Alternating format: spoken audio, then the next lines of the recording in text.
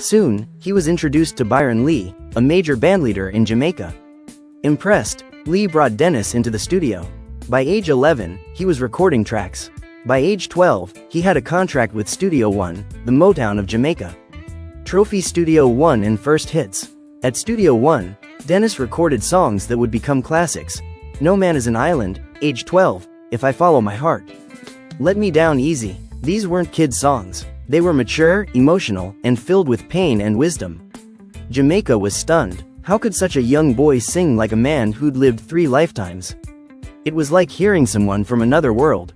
Clement Coxon Dodd, founder of Studio One Globe, a young star rises. In the early 1970s, Dennis Brown became a teen idol across the Caribbean. He wasn't political, he wasn't militant, he was romantic. While Bob Marley sang of revolution, Dennis sang of love, heartbreak, and vulnerability. That made him different, that made him powerful. By 1972, he had released 2 albums and was a household name. And yet, he was just getting started. Rock reggae evolves, Dennis evolves. As roots reggae grew more political and spiritual in the mid-70s, Dennis's sound deepened. He worked with legendary producers like Joe Gibbs, Ninny the Observer, Errol Thompson. His voice, still warm and smooth, now carried messages. Songs like Westbound Train, Cassandra, Wolf and Leopards explored themes of justice, identity, and social betrayal. Crown enter Bob Marley. Bob Marley once said, "Dennis Brown is the best reggae singer, period." He wasn't just complimenting, he was crowning. In fact, Marley often referred to Dennis as his musical heir, the Crown Prince of Reggae. They toured together, they shared studio time, they shared respect. Dennis didn't chase Marley's spotlight, he lit his own. If Bob was the prophet, Dennis was the poet. Reggae historian Roger Steffens dubbed a different kind of star. Unlike most reggae artists, Dennis stayed away from controversy, radical politics, confrontation. He believed in unity, he believed in melody, he believed that music should heal, not just fight. That's why lovers, revolutionaries, rastas, and romantics, they all found something in his songs. He never asked for the crown, but once it was placed upon him, he carried it with grace, not noise. Global recognition. By the mid-1970s, Dennis Brown had outgrown the Jamaican charts. His music was sailing across the Atlantic, played on UK radio stations, covered by British lovers rock artists, and deeply respected in Africa. In 1977, Dennis released Visions of Dennis Brown, an album filled with both spiritual themes and soul-searching ballads. It was hailed by critics as one of the greatest reggae albums of the decade. Dennis wasn't just a local voice anymore, he was an ambassador of emotion. Mike, the duality of a star. With his rising fame came a personal challenge: how to balance art and life. Dennis got married, he had children, he built a family, but music never stopped calling. Touring, recording, performing, he was constantly in motion. While fans saw a calm and smiling singer, behind the scenes he was juggling fatherhood, marriage, and a demanding schedule. Yet those close to him say, he never let success make him unreachable. He stayed grounded. Crown after Marley. In 1981, the world lost Bob Marley, and in the weeks that followed, people began to look toward Dennis Brown. He had long been seen as Marley's natural successor. Bob himself had once said, "Dennis Brown is my favorite singer." But Dennis didn't want to replace Marley. He wanted to honor him and continue in his own way. Fans, however, expected more. More leadership, more activism, more presence. Dennis never chased the spotlight. He let the music lead. He wasn't trying to be king. He was trying to be consistent. DVD: The Joe Gibbs Era. Dennis continued to work closely with producer Joe Gibbs, and the results were nothing short of historic. Hits like Money in My Pocket, How Could I Leave You, Love Has Found Its Way, cemented his place as a reggae heavyweight. Money in My Pocket even entered the UK Top 20, a huge achievement for a reggae artist in that era. He toured across the US, Europe, and Africa, carrying Jamaica with him wherever he went. He had a voice that didn't just sing, it comforted. Handshake, a mentor and a bridge. As he matured, Dennis took on a new role, a mentor to younger artists.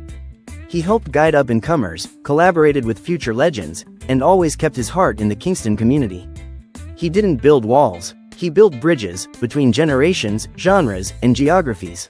Whether in roots reggae, lovers rock, or spiritual chants, his sound could fit and elevate anything.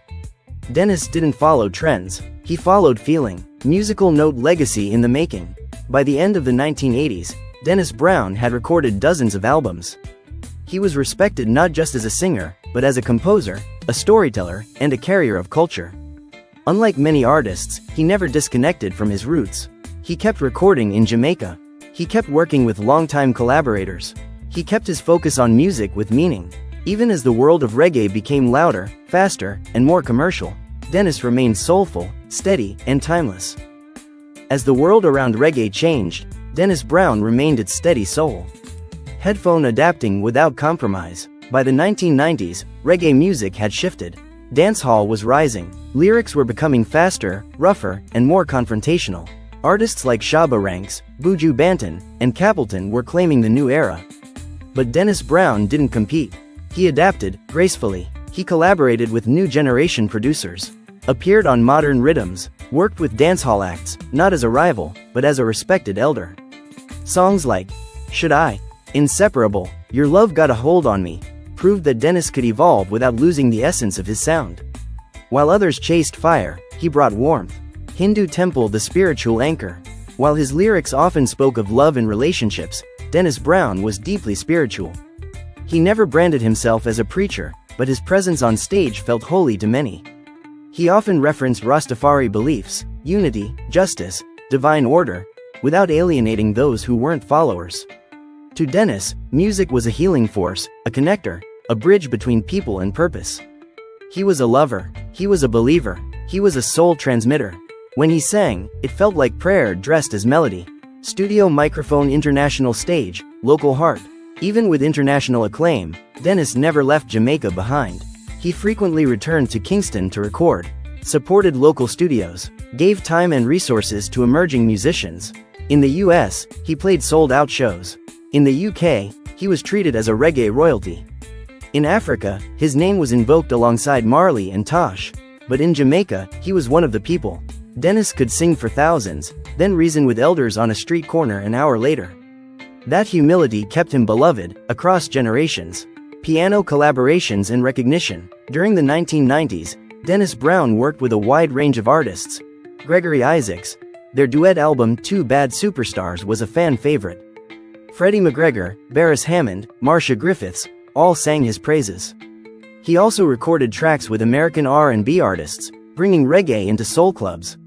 In 1999, the Jamaican government awarded him the Order of Distinction, honoring his contribution to music and culture. But Dennis remained modest. Awards don't change what I sing. The people do. MD, a catalog without end. By the end of the decade, Dennis Brown had recorded more than 75 albums. He was one of the most prolific artists in Jamaican history, and unlike many, his work rarely felt rushed.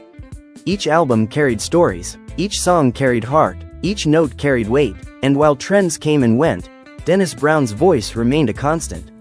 He didn't shout, he didn't shock, he didn't chase charts, he just sang, honestly, soulfully, endlessly. Dove preparing for something bigger. In his final years, Dennis began speaking more about his legacy. About culture, about youth, about what reggae could become. He dreamed of launching a foundation for music education, of organizing unity concerts across the Caribbean, of mentoring young voices who wanted to heal, not just entertain. He had nothing to prove, but still so much to give. The song must outlive the singer. He didn't go out with noise. He left behind a sound that still sings. Candle, a quiet goodbye. On July 1, 1999, the music world fell silent. Dennis Brown passed away at the age of 42 in Kingston, Jamaica. The news spread like wind through the hills of St. Andrew and across the oceans to London, New York, Lagos, and Tokyo. For many, it was more than the death of a singer. It was the end of a sound, a feeling, a warmth. Fans flooded his home, artists wept on the radio. DJs played his entire catalog from midnight to dawn. He didn't just leave songs behind. He left spaces only he could fill. Hibiscus, a nation mourns. In Jamaica, Dennis was given an official funeral, attended by political leaders, musical icons, and thousands of everyday fans. The streets of Kingston became rivers of red, green, and gold. Speakers blasted, "Love has found its way," and "Should I," as if to say, he was still here. He was laid to rest at the National Heroes Park, beside other legends, a quiet spot for a man who had never shouted. Music score: a living discography. With over 75 albums and countless singles, Dennis Brown left behind one of the richest catalogs in reggae history. But what makes his legacy powerful isn't just quantity, it's sincerity. He didn't chase hits, he built connections. His ballads became wedding songs. His roots tracks became anthems for reflection. His voice became a soundtrack to life, for love, struggle, growth, and peace. To this day, reggae artists across the globe cite him as their foundation. Crown: the Crown Prince forever. Bob Marley was the king. Peter Tosh was the prophet. But Dennis Brown? He was the heart. His songs didn't push, they pulled. He made reggae safe for emotion, for vulnerability, for tenderness. He made reggae cry without making it weak. Stephen Marley. In the years since his passing, Dennis's music has been reissued, remixed, and re-celebrated by new generations. His face is painted on walls in Trenchtown. His lyrics are sampled by hip-hop and Afrobeat artists. His sound is studied in universities. Dove: the spirit that remains. More than 2 decades after his death, Dennis Brown's voice still lives, on playlists, in sound systems, and in hearts. Every time someone sings a soulful melody in reggae, they're singing in his shadow. Every time a young artist dares to be gentle in a tough world, they're walking in his path. And every time love needs a voice, Dennis Brown's songs return, quietly, faithfully, forever. He didn't need to be loud. He needed to be true. That's why he'll never be forgotten.